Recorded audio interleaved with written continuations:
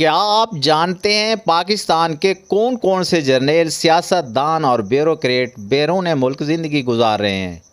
پاکستان کے وہ کون سے وزیر اعظم گزرے ہیں جنہوں نے کرسی اقتدار چھوڑتے ہی امریکہ کا ٹکٹ کٹوایا اور وہیں کے شہری بن کر رہنے لگے؟ کون سی سیاسی جماعت کے سربراہ نے غیر ملکی شہریت حاصل کرنے کے لیے اپنا جعلی نام درج کروایا اور وہ موصوف آج بھی گوروں کے دیس میں مزے سے رہ رہے ہیں؟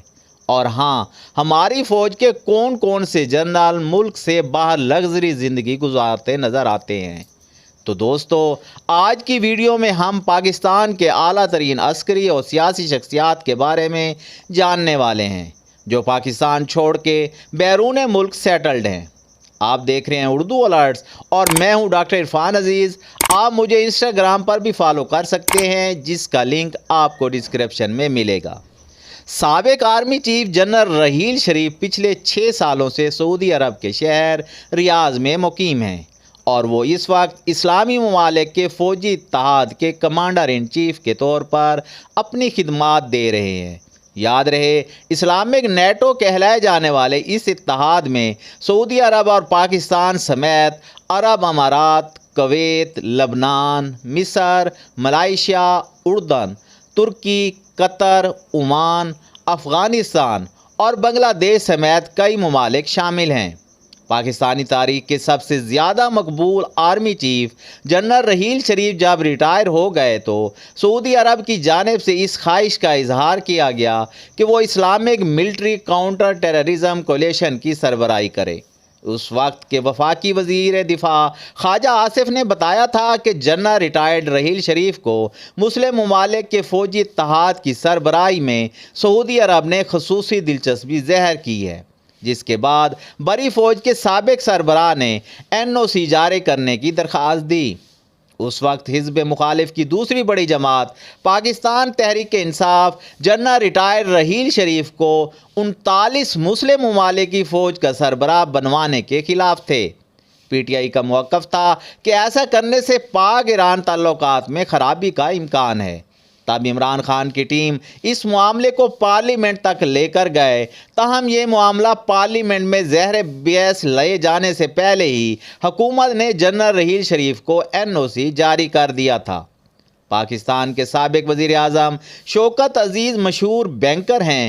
وہ مشرف دور میں 3 سالوں تک وزارت عظمیٰ کے عہدے پر کام کرتے رہے، جبکہ وہ اس سے قبل وزیر خزانہ ہوا کرتے تھے۔ شوکت عزیز کی ساری فیملی لندن میں رہائش پذیر ہے، جہاں وہ مختلف اداروں سے وابستہ ہے۔ معین قریشی ویسے تو پاکستانی تھے، لیکن انہوں نے 1965 میں پلاننگ کمیشن آف پاکستان سے استعفیٰ دے کر امریکہ کے لیے رخت سفر باندھا اور پھر ساری زندگی US سٹیزن رہے۔ یہاں انہوں نے ورلڈ بینک اور IMF سمیت کئی عالمی اداروں میں اعلیٰ عہدوں پر کام کیا۔ جولائی 1993 میں معین قریشی 90 دن کے لیے نگراں وزیر اعظم بنائے گئے۔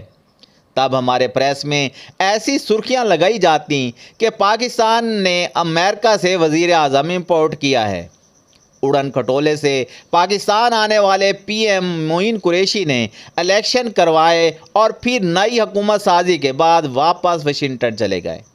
میں اپنی ویڈیو میں معین قریشی کا واقعہ سناتا ہوں۔ شیخ رشید بتاتے ہیں کہ جب نگران حکومت بننے والی تھی تو انہوں نے دیکھا کہ ایک پتلی سی شیروانی اور اچکن تیار کروائی گئی ہے۔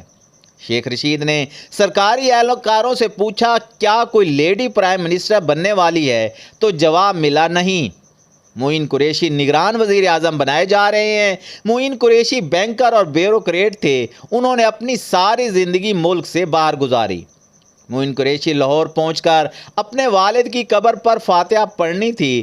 کسی بھی سرکاری افسر کو جب معین قریشی کے والد کی قبر نہ ملی تو شیخ رشید کی تجویز کے مطابق معین قریشی کے والد کے نام سے قبر کا کتبہ بنا کر کسی بھی انجان قبر پر نصب کر دیا گیا۔ میانی صاحب قبرستان میں زبردست تیاریاں کی گئیں اور یوں ملک پاکستان کے نگران وزیر اعظم نے اپنے والد کی قبر پر فاتحہ خوانی کی۔ 6 سالوں تک افواج پاکستان کی کمان سنبھالنے والے جنرل اشفاق پرویز کیانی کے بارے میں کئی متنازع خبروں کا ایک جمعہ بازار ہمارے سوشل میڈیا پر لگا رہتا ہے۔ ایک برطانوی صحافی کی جانب سے دعویٰ کرنے کی دیر تھی کہ سابق army chief general Pervez Kayani لاکھوں ڈالرز کے سوئس اکاؤنٹ ہولڈر ہے تو پاکستان میں فوج مخالف ٹولے نے ان کی جانب اپنی توپوں کا رخ موڑ دیے۔ غیر ملکی صحافی تو یہاں تک دعویٰ کر رہے تھے کہ جنرل اشفاق کیانی نے آسٹریلیا میں پرائیویٹ آئرن یعنی جزیرہ خرید رکھا ہے اور ان کے بھائی کے اہل و عیال عیاشی والی زندگی جی رہے ہیں۔ دی نیوز سے وابستہ انصار عباسی کے مطابق جنرل کیانی سے متعلق تمام خبریں فیبریکیٹڈ اور جھوٹ کے پلندے کے سوا کچھ نہیں۔ میں ذاتی حیثیت میں جنرل کیانی کو جانتا ہوں۔ وہ اپنی ریٹائرمنٹ کے بعد سابق آرمی چیف نے راولپنڈی میں اپنا گھر بنایا جہاں وہ رہائش پذیر ہیں۔ جنرل کیانی کی ملک سے باہر نہ تو کوئی پراپرٹی ہے اور نہ ہی ان کے فارن بینک اکاؤنٹ ہیں۔ پاکستان عوامی تحریک اور منہاج القرآن انٹرنیشنل کے سربراہ ڈاکٹر طاہر القادری 2002 کے جنرل الیکشن میں MNA بنے تھے، لیکن انہوں نے 2004 میں پرویز مشرف کے بیک وقت آرمی چیف اور صدر پاکستان دو عہدے رکھنے پر احتجاج کرتے ہوئے قومی اسمبلی کی نشست سے استعفیٰ دے دیا تھا۔ انہوں نے صرف اسمبلی ہی نہیں بلکہ پاکستان ہی چھوڑ دیا اور کینیڈا جا کر سیٹلڈ ہو گئے، جہاں چند سال بعد انہیں وہاں کی نیشنلٹی مل گئی۔ سینیٹر پرویز رشید نے سینٹ کی قائمہ کمیٹی کے اجلاس میں کہا تھا کہ ڈاکٹر طاہر القادری نے عبدالشکور قادری کے نام سے کینیڈا کی شہریت حاصل کی۔ ایسا فراڈ کرنے پر نادرا کو طاہر القادری کا شناختی کارڈ بلاک کر دینا چاہیے، جس پر چیئرمین نادرا طارق ملک کا کہنا تھا کہ طاہر القادری نے فراڈ پاکستان سے نہیں بلکہ کینیڈا میں کیا ہے اور کینیڈین شہریت کے معاملے پر طاہر القادری کے خلاف ایکشن نہیں لے سکتے۔ مہاجر قومی موومنٹ کے بانی قائد تحریک الطاف حسین اب تو پاکستانی سیاست سے تقریباً گوش آؤٹ ہو چکے ہیں۔ واضح رہے کہ ان پر 21 ستمبر 1991 کو قاتلانہ حملہ ہوا، جس کے چند ماہ بعد وہ ملک چھوڑ کر برطانیہ منتقل ہو گئے۔ لندن پہنچتے ہی الطاف حسین نے سیاسی پناہ کی درخواست دی۔ کئی سال کے انتظار کے بعد 2002 میں برطانیہ نے الطاف حسین کو اپنی شہریت دے دی اور اب وہ برطانوی شہری بن کر اپنی زندگی گزار رہے ہیں۔ پاک آرمی کے سابق سپہ سالار اور صدر پاکستان جنرل پرویز مشرف اپنی ریٹائرمنٹ کے بعد سیاست میں بھرپور کردار ادا کرنا چاہتے تھے۔ انہوں نے 2013 اور 2018 کے الیکشن میں اپنی نامینیشن پیپر بھی جمع کروائے تھے، لیکن ROs نے انہیں الیکشن لڑنے کے لیے نااہل قرار دیا۔ جنرل پرویز مشرف پر سنگین قسم کے مقدمات تھے، جن کی وجہ سے انہوں نے اپنی زندگی کے آخری چند برس متحدہ عرب امارات گزارے، تاہم انہوں نے کسی بھی ملک کی شہریت نہیں لی تھی۔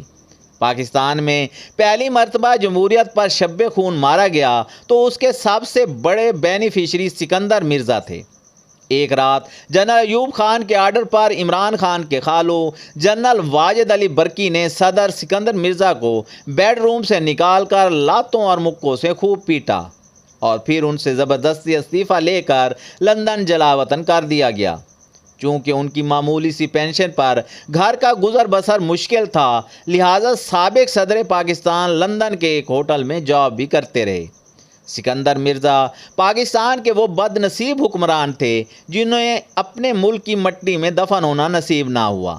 بہادر شاہ ظفر کا یہ شعر کتنا بد نصیب، ظفر دفن کے لیے 2 گز زمین بھی نہ ملی کوئے یار میں۔ ہمارے پہلے صدر پر صادق آتا ہے، وہ 13 نومبر 1978 کو اپنے 17ویں سالگرہ پر لندن میں دل کا دورہ پڑنے پر انتقال کر گئے تھے۔ صدر یحییٰ خان نے ان کے جسد خاکی کو لندن سے واپس پاکستان لانے تک کی اجازت تک نہ دی۔ شاہ ایران کو صدر سکندر مرزا پر ترس آیا تو انہوں نے مرحوم صدر کی میت کو تہران منگوایا اور یہاں پورے سرکاری اعزاز کے ساتھ انہیں آسودہ خاک کر دیا گیا۔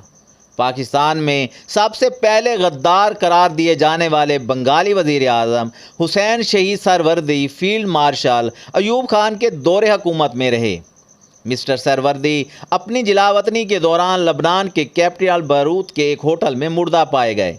ان کی موت ایک معمہ ہے اور اتنے برس گزر جانے کے بعد بھی ان کے قاتلوں کا کوئی اتا پتہ نہیں۔